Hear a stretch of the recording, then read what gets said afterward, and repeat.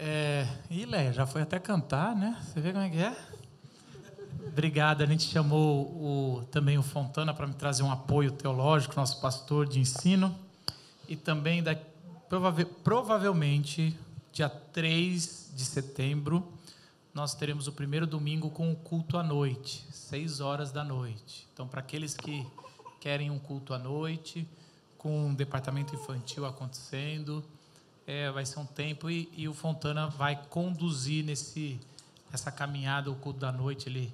A gente vai estar lá também com ele, mas ele é quem vai direcionar. Então, para todo mundo que estava esperando, e também para você que está na internet, que para você um culto à noite seria mais adequado, a gente vai ter 3 cultos. Então, vai continuar com os mesmos cultos, 2 cultos de manhã e um à noite. Vai ser um tempo bom e a gente precisa de voluntário para a noite funcionar. É difícil rodar um terceiro culto onde todo mundo vai para casa. O segundo é um pouco menos, porque a pessoa que vem na escala já fica o tempo todo. Então, a gente precisa de voluntário desde da parte de entrada. A gente já contratou um segurança para estar um ambiente mais seguro à noite, mais gente no departamento infantil, transmissão e tudo mais. Nós estamos correndo para fechar toda a equipe, tá bom? A gente está numa série chamada Parece, Mas Não É.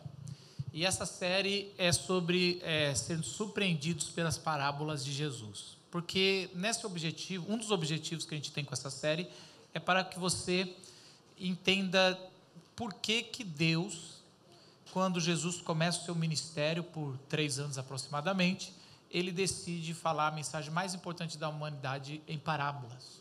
E a gente geralmente entende a parábola como uma historinha infantil, uma historinha mais fácil para entender algo mais profundo.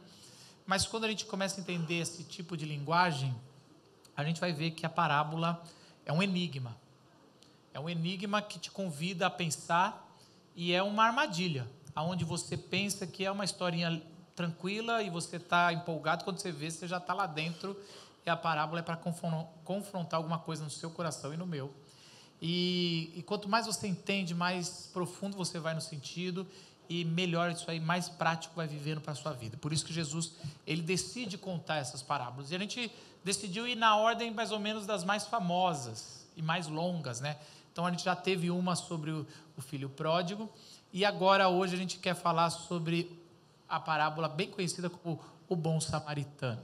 Então, eu gostaria de convidar vocês para abrir no Evangelho de Lucas, capítulo 10, versículo 25 a 37. E a gente vai ler na versão NVT, nova versão transformadora, e o Fontana vai ler aqui com a gente. Lucas 10, versículo 25 a 37. Diz assim o Evangelho segundo Lucas, no seu capítulo 10, a partir do versículo 25.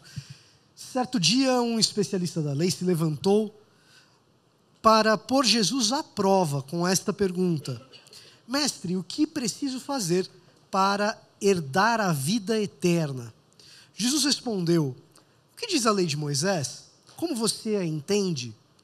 O homem respondeu: Ame o Senhor, seu Deus, de todo o seu coração, de toda a sua alma, de toda a sua força e de toda a sua mente.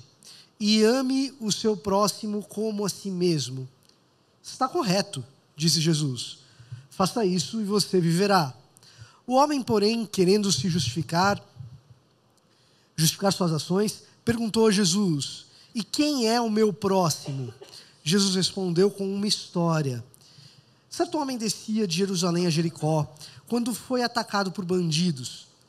Eles lhes tiraram as roupas, o espancaram e o deixaram quase morto à beira da estrada.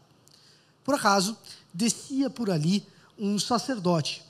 Quando viu o homem caído, atravessou para o outro lado da estrada. Um levita fazia o mesmo caminho e viu o homem caído, mas também atravessou e passou longe. Então, veio um samaritano e, ao ver o homem, teve compaixão dele. Foi até ele, tratou de seus ferimentos com óleo e vinho e os enfaixou.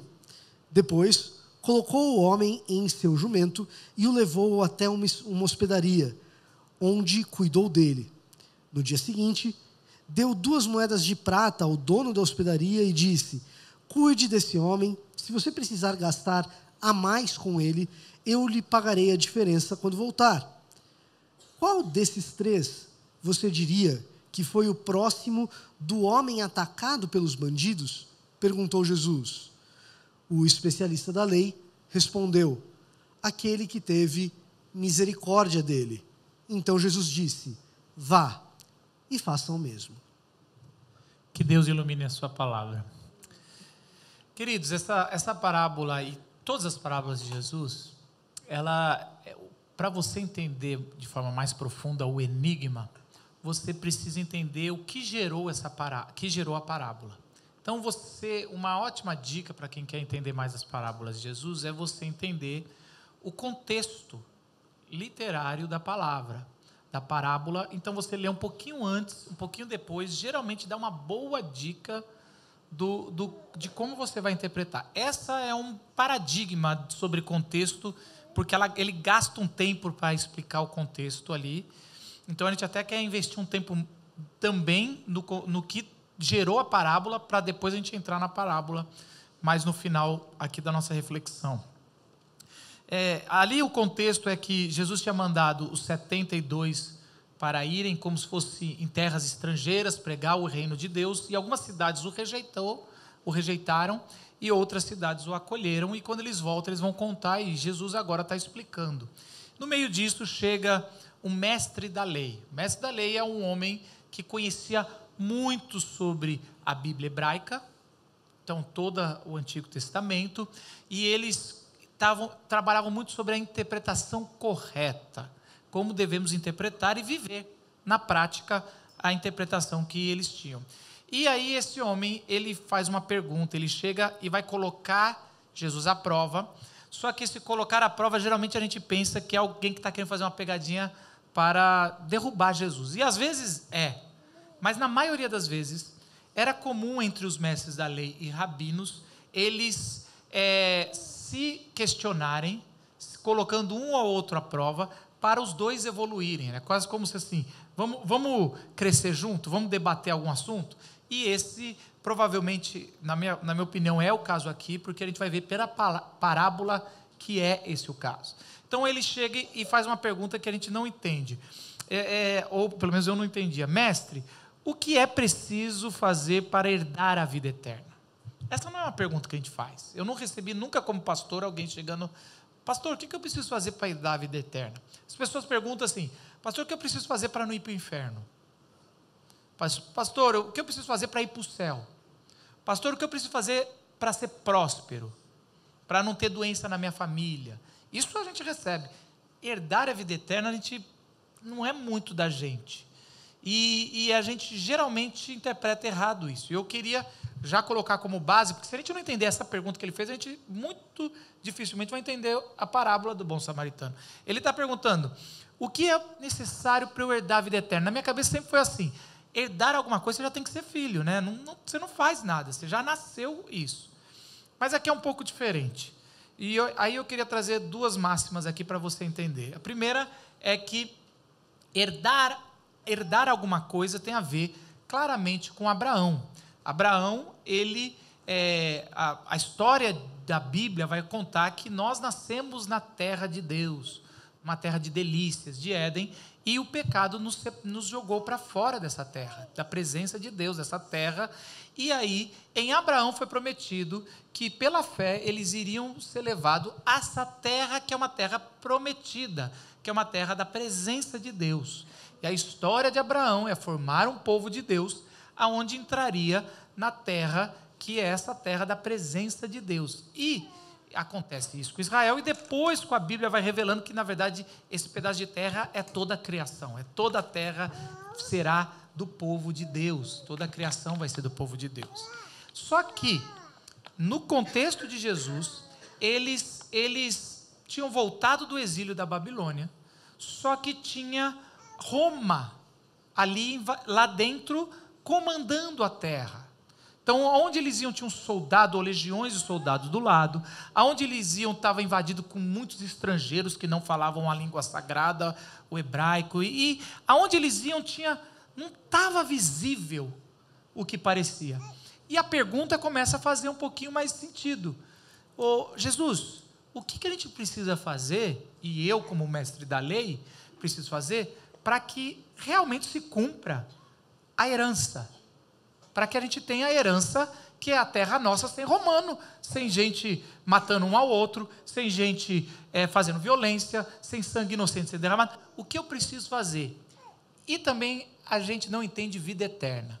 Vida eterna para nós é ir para o céu e viver a vida eterna. Não é isso que eles queriam dizer, ou pelo menos não é esse o primeiro objetivo que eles queriam dizer no período bíblico.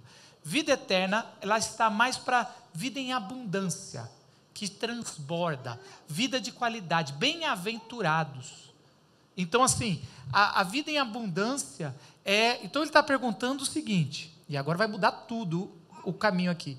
O que eu faço para que essa terra seja do seu povo, o povo de Deus, como povo prometido, e que a gente viva com tranquilidade, não mais com o romano tirando a gente os nossos impostos, a gente com violência não podendo sair de casa.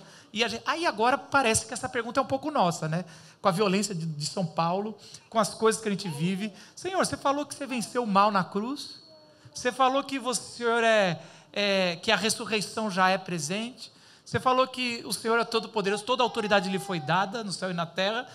Então, o que precisa mais acontecer? Ou o que eu preciso fazer para que isso realmente aconteça? Para eu viver em São Paulo sem medo dos meus filhos, sem pensar que eles vão ser influenciados para o mal, sem medo de levar meus filhos na escola, sem medo de ir trabalhar, sem medo de ficar desempregado. É essa a pergunta que estão fazendo para Jesus. E agora a gente está entendendo. E aí Jesus, ele responde o seguinte: o que está escrito na lei? Versículo 26. Como você a lê? Olha que bacana. E eu, como professor de hermenêutica e interpretação bíblica, me sinto muito valorizado nessa resposta de Jesus. Porque Jesus não responde o que está só escrito na Bíblia. Ele está escrito, qual é a sua hermenêutica? Como você interpreta? Como você lê? Falei, olha aí, ó, valeu Jesus por garantir meu emprego aí. E aí... E por outro lado é ruim porque eu já entendi que eu sou o mestre da lei aqui, né? E aí o mestre da lei dá uma resposta muito boa. O mestre da lei, ele pega um entendimento em comum, que já tinha alguns séculos antes ali, não foi Jesus que inventou. Ele fala, ama a Deus acima de todas as coisas, do seu coração, da tua alma e todas as suas forças e de todo o seu entendimento, e ame o seu próximo como a si mesmo. Ele pega 2 trechos do Antigo Testamento, Deuteronômio 6 e Levítico 19, e faz essa junção, e era comum na época. E Jesus fala assim, parabéns, respondeu muito bem, vai, é só isso, acabou, parabéns. E aí, faça isso e você viverá. Viverá o quê? Viverá a eternidade, viverá para sempre, viverá aqui na terra.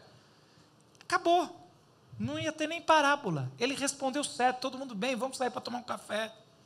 E isso traz algo interessante. Era para a história acabar aqui. E é o primeiro ponto que eu queria já refletir com vocês. Ter a resposta certa não é suficiente. É importante, mas não é suficiente. Essa história parece muito com uma história que acontece um pouco antes, em Lucas 18, quando o jovem rico, lembra do jovem rico, camelo, agulha? A pergunta dele é a mesma pergunta. O que faço para herdar a vida eterna? Jesus falou, não, segue os mandamentos. E aí o jovem falou, eu sigo todos. Acabou, fechou. Só que aquele jovem não ficou satisfeito. Um jovem que seguia todos os mandamentos não ficou. Jesus, olhando com misericórdia, fala, quer mais alguma coisa? Quero. Aí Jesus fala, vende tudo e dá para os pobres. Eu estava já esperando, nessa história, quem já leu a outra e nunca leu a Bíblia, que Jesus ia falar. Porque ele me pergunta, mas quem é o próximo? Quem é o próximo é quem você vai vender tudo e dar os seus bens. Mas Jesus trata cada um de nós de acordo com o coração. Ele fala uma coisa para um, mas para outro ele fala outro, porque ele conhece o nosso coração. E aqui, o fato agora aqui que Jesus está tratando não é o financeiro, é sobre interpretação.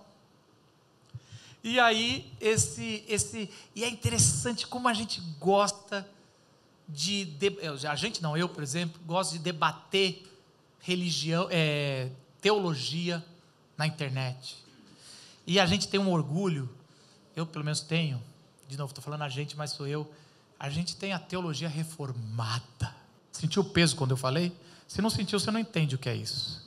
Nós temos a teologia reformada, e na minha percepção, a melhor teologia. Ela não é infalível, mas ela é uma teologia muito, que eu encontrei ali, quando eu leio a Bíblia, é uma teologia que está bem colocada ali entre as teologias. E E eu tenho isso aí, mas só que a questão é o seguinte, quanto mais se debate na internet sobre teologias, sobre interpretação, quando a gente sai e eu ganho, e às vezes eu costumo ganhar nos debates, não todos, não com Fontana, mas com leigos eu costumo. E aí eu saio bem assim, caramba, passei por cima igual um trator. O cara veio, pá, pá, pá. Eu não saio satisfeito da teologia, da resposta que eu dei. Posso até sair da minha atitude, mas não saio satisfeito porque, na verdade, nós somos iguais a eles, igual ao jovem rico, igual ao mestre da lei. Uma resposta certa, a teologia certa não satisfaz o nosso coração. Então você já teve essa experiência de sair do culto, tudo legal, tudo bom, e aí quando você chega em casa dá uma coisa ruim, né? Ou deu ruim, você fala, estava tudo bom, gente, mas daí não é aplicável para a vida prática. Isso não é aplicável para a vida prática, não é aquelas respostas prontas teológicas. Você está com aquela angústia, não, Deus vai prover, Deus sabe de tudo. Sabe, o que tem Deus saber de tudo? Eu estou desempregado. Eu quero saber o que Deus pode, quando é que vai acabar esse sofrimento. Você já teve isso, de sair de um culto É que parece que Deus não quer ver a gente quieto, né? Parece que Ele quer sempre ver a gente inquieto, assim. E aí Ele pega, assim, igual, né, tantos personagens que Ele poderia usar ali, e Ele pega para ser o bom, logo o samaritano. Tipo, por quê? Aquela pessoa, caramba, tem um mundo de gente, por que eu tenho que amar aquela pessoa? Então, eu acho que Deus tem um negócio, assim, de você nunca vai estar bom, tá? Eu acho que é meio que, nem você sendo mestre da lei, sabendo tudo, vai sempre ter alguma coisa que você não está olhando, assim. Então, é desafiador e parece que Deus não quer a gente quieto. Você está quieto, se você perguntar, vai dar ruim. Fontana, por que a resposta certa, ela é importante, mas não é suficiente? Uma pergunta fácil, né? Para começar, eu queria dizer que eu discuto com o pessoal, tenho certeza que estou certo e ainda apanho do leigo na internet. Mas, talvez os mais novos aqui não se lembrem, mas a gente tem esse negócio da resposta certa como uma coisa muito preciosa na nossa cultura. Quem é mais novo talvez não lembre ou talvez não conheça, mas você deve conhecer a escolinha do professor Raimundo. O que era a escola? Era tudo menos uma escola. Você vai lá, ele não ensina nada, ele pergunta um monte de coisa, todo mundo responde errado, né? E é exigido que você saiba sem ter tido a aula. E chama você pelo nome, e é prova oral ainda. Mas, de certa forma, aquilo ali é uma caricatura do jeito que a gente aprende que o conhecimento humano e que a experiência humana acontece. O importante é você ter essa resposta certa. Tem a resposta certa, o professor Raimundo dá 10 para você, você senta, vai o próximo, vai falar alguma bobeira que você vai dar risada. Isso, de certa forma, é uma herança que a gente tem, mais recente, ocidentais que somos, de René Descartes, de Immanuel Kant, de Hegel, esse pessoal do idealismo filosófico que, se você parar, pensar, com a razão refletir, e no fim do dia, depois de parar, pensar, e para Hegel, depois de discutir com um opositor, vocês chegarem numa conclusão, vocês chegarem na razão, resolve o problema. Resolve as indagações que eu tenho a respeito do mundo. Resolve as indagações que eu tenho a respeito de ser humano, de ser vivo, etc. E a gente ainda é herdeiro desse lance de achar que, tendo uma resposta boa, eu resolvo os problemas do mundo. A nossa escola, ela é fundamentada assim. O problema é que ter razão, e isso é ter razão, é sentar, raciocinar e a coisa fazer sentido, pô, eu tenho razão. O problema é que ter razão não é sinônimo de estar certo. A gente acha que é, muitas vezes. Mas nesse exemplo aí, que é a história do mestre da lei de Jesus, que se transforma na história do bom samaritano, o que a gente está vendo são duas pessoas bastante razoáveis, sentando, conversando, chegando a uma conclusão que faz sentido, só que no fim do dia, a hora que o cara olha para a realidade, olha pela janela, ele tem precisamente essa tensão que o Marcos descreveu. Poxa vida, a gente já sabe o que é necessário para herdar a vida eterna. A gente chegou a uma conclusão na qual a gente concorda. Ora, se a gente sabe o que é, a gente concorda, isso faz sentido, por que eu olho pela janela e o legionário ainda é um legionário romano e não é um soldado judeu? Herança de Abraão, herança de Davi. Por que eu olho para o trono e quem está sentado lá não é o rei eterno, descendente de Davi, como está prometido lá em 2 de Samuel? Quem eu olho para o trono, quem está lá é o imperador, quem está lá é César. Então, a discussão racional, quando ela encontrou a realidade ali, e isso acontece com a gente chega numa resposta que é satisfatória, mas quando a gente pisa ali na rua, as nossas respostas satisfatórias, elas parecem precisar de nuance, elas parecem precisar de um a mais, parece que faz falta de alguma coisa. E porque de fato faz. Porque de fato faz. Porque o racionalismo, a racionalidade é muito boa, mas o racionalismo ele não dá respostas definitivas para a gente. Na melhor das hipóteses, ele dá um princípio de resposta. E a vida prática é onde Jesus vai trabalhar com esse religioso, esse mestre da lei, que tem uma teologia tão boa, mas que precisa entender que na vida prática, esse princípio precisa ser aplicado. E aí Jesus conta uma história de 3 personagens principais, que a gente ouve, mas quem está ouvindo lá pela primeira vez, conhece muito a respeito de quem ele está falando. São arquétipos ali que estão trazendo e que vão mexer com a expectativa de quem está ouvindo a história. Ele vai falar de um judeu que está descendo de Jerusalém para Jericó, uma estrada conhecida, e que nessa descida ele é assaltado. Muito provavelmente até alguém ali religioso falaria, por um estrangeiro. Alguém veio ali, esse cara aí só está querendo derramar sangue inocente na terra prometida que não podia. E ali ele é assaltado, ele tira a roupa dele e ele é considerado como quase morto. Então não dava para identificar, olhando de longe, se ele estava morto ou não. Ele estava num estado horrível. E ali começa a surgir 2 personagens que têm altamente linkado com Jerusalém, com o templo. 2 personagens que trabalham no templo, que primeiro é o sacerdote, que olha e vê o homem praticamente morto e passa de lado. E o segundo personagem é um levita, que também trabalha no templo, que olha e passa de lado. Deixa eu só fazer uma retomada de quem é sacerdote e levita.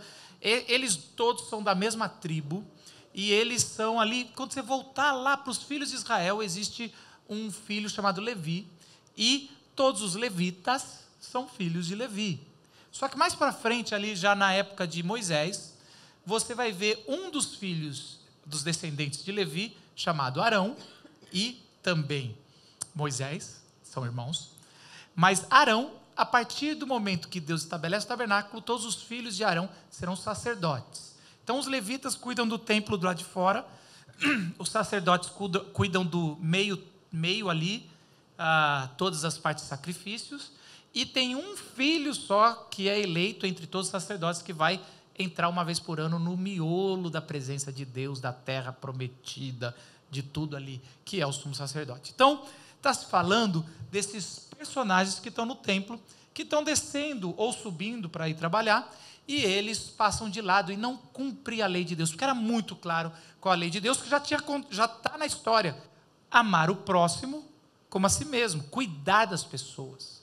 E em Levítico 19, um pouquinho mais para frente, cuide até dos estrangeiros, quanto mais de alguém que é da sua etnia, do povo de Deus. E essa história tem uma virada que a gente não percebe, mas é importante perceber, eu quero te contar. A gente costuma pensar que na época de Jesus, é Jesus de um lado com os discípulos e do outro lado todos os religiosos. Está todo mundo junto, é tudo a mesma coisa, todo mundo está conspirando contra Jesus. Não é verdade. Na época de Jesus tem muitos grupos, muitas facções, que têm pensamentos diferentes, que não se bicam. E grupos diferentes, um deles é os mestres da lei e fariseus, é um grupo muito menos ligado à instituição templo, mas como se fosse assim, são os leigos que estão ali correndo atrás, e são os rabinos, e eles têm o seu grupinho. E o outro grupo é o grupo dos levitas, que trabalham no templo. Quando veio Roma, Roma vem depois dos gregos, de muita invasão, muita destruição em Jerusalém, muita destruição no templo.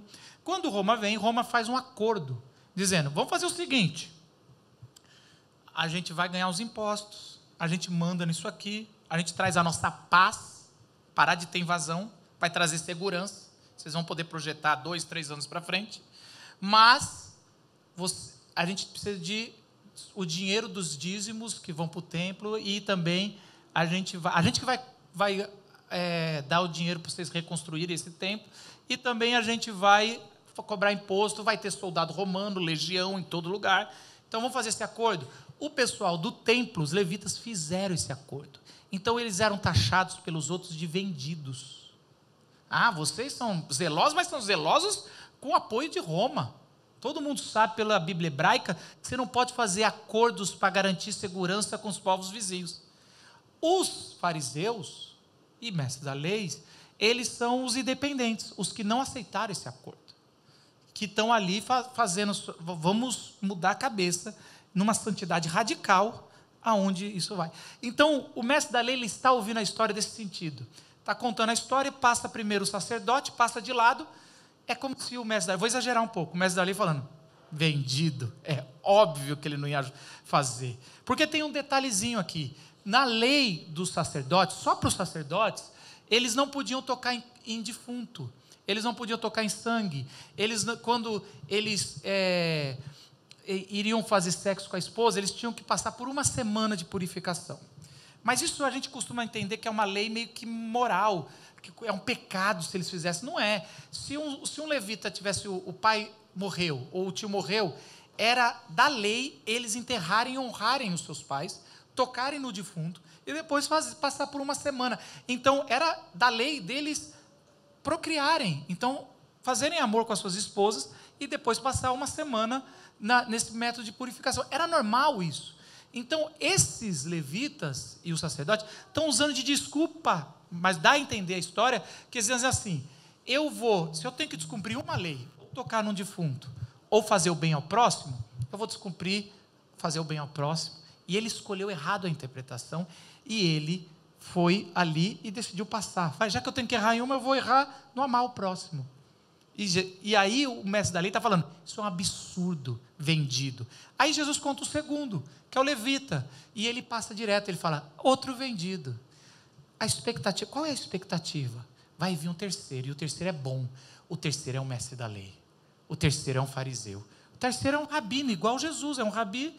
Ele vai vir esse cara que não se vendeu. E aí a expectativa está, parece, mas não é. Tá o cara assim, gente, está quase como o mestre da lei falando, vem aqui ouvir Jesus, que agora eu estou gostando dessa história.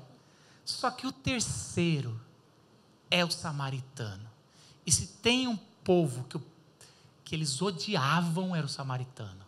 Que não só uma péssima teologia, mas era um povo que tinha se misturado, e que provavelmente aquele mestre da lei culpava o samaritano pela invasão de Roma. Foi com vocês misturando que Babilônia entrou, que a Síria entrou, que Babilônia entrou. A gente está nessa desgraça por causa de vocês. A gente só não é da vida eterna porque tem samaritano nessa desgraça.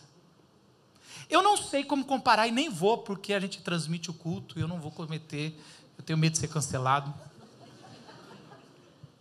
A gente não tem um povo que a gente odeia como evangélico. Talvez tenha. Então pense você o que tem.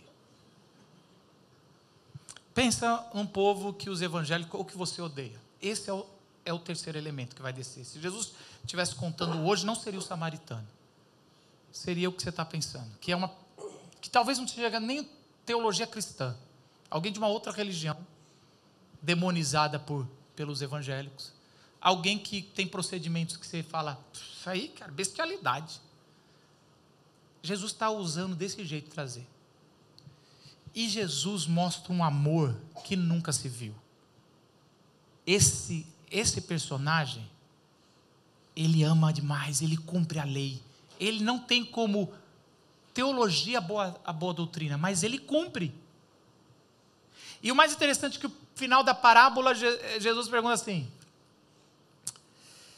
qual desses 3 você acha que foi o próximo do homem que caiu nas mãos dos assaltantes? Jesus fala assim: mestre, você vai ter que falar, eu quero ouvir você. Quem é o que vai herdar a vida eterna? Quem é que amou o próximo? Tá fechando. E o mestre da lei responde: aquele que teve misericórdia dele. Jesus falou: vai e faça o mesmo.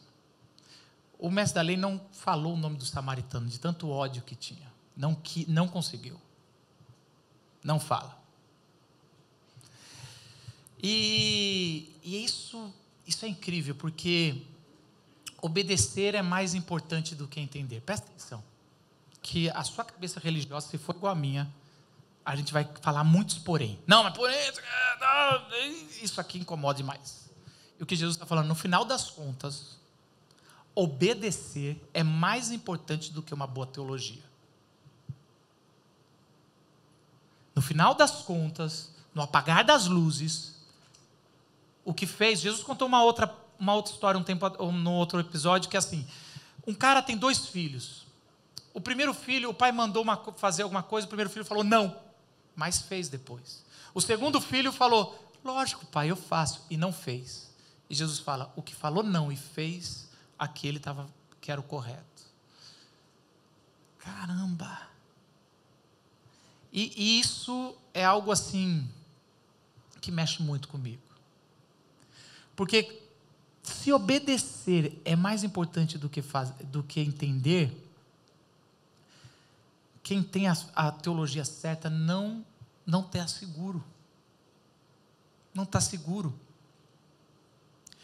E por isso que talvez Jesus lá naquele dia vai falar: vem a mim você, mas eu nunca te conheci. Ou seja, eu nem tinha essa teologia toda que os caras têm, não era um professor de hermenêutica, não tinha canal no YouTube, não era diretora de aceleradora social, não tinha. Não, eu sempre te conheci, porque você viveu na prática comigo. Vocês entendem que cai o castelinho de areia das denominações? Por isso que a gente não adianta levantar bandeira muito grande de eu sou tal coisa, e você dá, eu batismo por aspersão, eu por imersão, eu por não sei o quê. No final das contas, é o que o batismo fez na prática que vai falar. Eu queria talvez ouvir de vocês assim, por que a gente inverte as coisas assim na nossa, ou se vocês vivem isso também e essa insegurança, não sei se incomoda vocês. A história de Jesus traz uma insegurança para mim. Eu falo e aí você me corrige. Eu ouvi já uma coisa, que a linguagem do amor de Deus é a obediência. Não sei se vocês concordam com isso ou não, mas é muito, e às vezes não é uma regra simples, né? Porque eu entendo ali, pelo que está no texto, que ele estava tentando se justificar, do tipo, eu acho que está tudo certo, eu acho que eu estou bem. E aí Deus vem, né, Jesus vem e mostra que não. Então sempre constrangedor até, porque é uma coisa que meu ego vai estar sempre lá, ele vai estar sempre lá embaixo, assim. Então, obedecer não é simples, porque a gente tem uma coisa de querer entender o porquê que eu tenho que fazer aquilo. E você tem que confiar muito, né? Quando você obedece, você tem que confiar em quem está mandando você fazer tal coisa. Para mim é muito confuso isso. É bem desafiador, acho que é a palavra. E tem um negócio muito interessante. Obediente, no nosso contexto, na nossa cultura, geralmente não é visto como elogio se você já passou dos 10 anos de idade. Para criança é elogio, né? Mas para a gente, como adulto, obediente não é uma palavra vista como elogio. Agora, Jesus é descrito como obediente, cara. Filipenses capítulo 2, a igreja cantava um hino. Paulo está ali citando um hino que a igreja cantava, e nesse hino, um dos elogios, um dos louvores que se faz a Jesus é que ele foi obediente até a morte e morte de cruz. O que faz a gente se sentir um meio... Porque para a gente obediência é uma coisa, é uma subserviência, obediência é não ter autonomia subjetiva, é não ser dono do próprio nariz, é não saber o que é bom para a gente. E, cara, é isso mesmo, a gente não sabe o que é bom para a gente. A gente não é dono do nosso nariz. A gente não é dono de tudo. E aí, a gente começa a entender que, para o texto bíblico, compreensão depende de obediência. No texto bíblico, em especial na Bíblia hebraica, no Antigo Testamento, você entende quando você vivencia. Entender algo cognitivamente é uma etapazinha do processo. Mas assim, a gente pergunta para a igreja, e principalmente crente bom de teologia, Marcos. Você vai numa igreja e fala assim, o que é graça? E a igreja responde, é favor... Tá treinado. E, cara, você vai em várias igrejas, você faz essa pergunta, você vai ouvir a mesma coisa. Só que na vivência daquela comunidade de fé, muitas vezes, no aprendizado, tropeçando, batendo a cabeça na parede, mas muitas vezes todo mundo responde, é o favor imerecido, mas aquela comunidade de fé é extremamente legalista. Todo mundo sabe definir o que é graça, ninguém sabe o que é graça. Quer experimentar a graça? Obedeça. Porque na obediência é que a gente começa a entender. No texto bíblico, compreensão vem junto com vivência. Não se separa essas duas coisas. A gente separou vida prática de vida intelectual. No texto bíblico não é assim. E a resposta que o mestre da lei dá, ele mostra que ele entendeu o recado. Ele falou, aquele que exerceu misericórdia. Obedecer não é fazer tudo certinho. Obedecer é exercer misericórdia. Saber que vamos errar e alguém do seu lado vai errar da igreja. E uma igreja que entendeu a graça é uma igreja com muitas pessoas pecadoras, pecando e sendo perdoadas. É no caminho da santidade. Então, é um contraponto, uma igreja que fala de graça ser legalista. É o oposto. Porque exercer misericórdia é obedecer. Obedeça exercendo perdão, misericórdia, entendendo amor. E eu sempre digo que aonde você se coloca, qual personagem você se coloca na parábola, ele vai determinar se você entendeu ou não a interpretá-la. Às vezes a gente quer nos colocar como bom samaritano, a gente não é. O seu papel e o meu não é sendo bom samaritano. O seu papel não é nem sendo levita ou sacerdote, muito menos o que está morto, apesar que a gente também pode interpretar que a gente é o que foi assaltado. Mas hoje você percebe que o personagem que você é nem está na parábola. Eu e você somos o mestre da lei, aonde queremos encontrar satisfação num conhecimento aqui, e que Jesus está falando, cara, se você está exercendo misericórdia, você vai encontrar o que eu estou te oferecendo, que é a vida eterna hoje. A vida eterna, ela é uma vida no território, na terra prometida, no novo céu e nova terra. Uma vida onde você vai viver a eternidade em abundância. Eu não tenho uma parte no final da parábola, e a gente vai perceber isso, que Jesus sempre se coloca na parábola de forma oculta. Às vezes até meio visível, mas...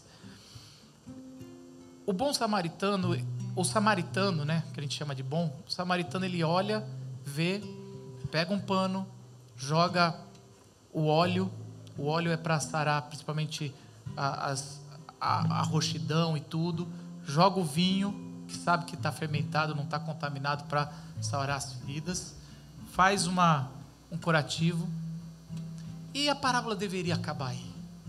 É que nem a gente quando ajuda alguém que está pedindo dinheiro, a gente dá um dinheiro, às vezes se você quer ir um pouquinho mais, você fala, você não vai beber porque eu vou te ajudar, né? Você vai na padaria, compra um pão, você está ótimo, que samaritano não você é. Bacana não, gastou até uns 10 minutos a mais para dar um pão para alguém que está com fome. A gente se acha o Jesus nesse dia, que gastou 10 minutos a mais. E aí a gente ajuda, e aí acabou, era para acabar, Jesus, acaba aí, cara, tá bom, ele já atendeu. Aí Jesus fala, não, esse cara pega o morto, carrega, coloca em cima do lugar dele no jumento, ele caminha puxando, ele vai para um lugar de conforto, ele cuida daquele cara, ele paga as contas, ele fala, eu sou um estrangeiro, porque o samaritano é um estrangeiro perto de Jerusalém, eu vou ter que voltar, mas quando eu voltar de volta, eu vou pagar mais o resto. Esse samaritano, ele cuidou de um cara que nem conhecia, mas foi tão próximo, trouxe para tão próximo, que está tratando melhor do que família. Virou família. A gente trata assim só se for o nosso filho. E esse incômodo é Jesus falando, vocês nunca vão encontrar esse amor na prática, mas eu vou fazer vocês encontrarem, porque no final das contas eu vim salvar vocês e vocês me trataram como estrangeiro, vocês cuspiram, me trataram como samaritano, e na hora que eu poderia falar, toma, vocês não conseguiram nem cumprir o que vocês me rejeitaram, eu não vou colocar e apontar o dedo, eu vou cuidar das feridas, eu vou te colocar no meu lugar de filho querido, eu vou pagar todas as dívidas, e quando você se recuperar, e quando você acordar, talvez você nem vai saber o quão bom eu fiz para você. E não é isso com essa conversão, e não é isso todos os dias quando a gente vê Jesus. No final das contas a gente fala, gente, Jesus, você é tão bom que eu nem tinha percebido que o Senhor que foi que me cuidou. Quando a gente se converte, tem um fenômeno muito incrível, que a gente aceita Jesus, e você, não sei se aconteceu isso com você, mas quando você entende a graça de Jesus, você começa a voltar, rebobinar a sua vida, e você percebe que o tempo todo Ele estava lá cuidando das suas feridas. Jesus é o bom samaritano. E se você está aqui hoje, de pé, é porque Ele cuidou de você. Suas feridas estão sendo curadas. E que a gente pode agir dessa forma, não porque a gente tem uma boa teologia, mas porque Ele vive em nós, agindo em nós e nos curando, para termos misericórdia. Baixe sua cabeça, vamos orar e agradecer a Deus por esse amor. Senhor Jesus, obrigado por tão grande amor, Senhor. Obrigado por tão grande amor. Obrigado, Senhor Jesus, por tão grande amor na nossa vida. Louvado seja o nome do Senhor. Amém.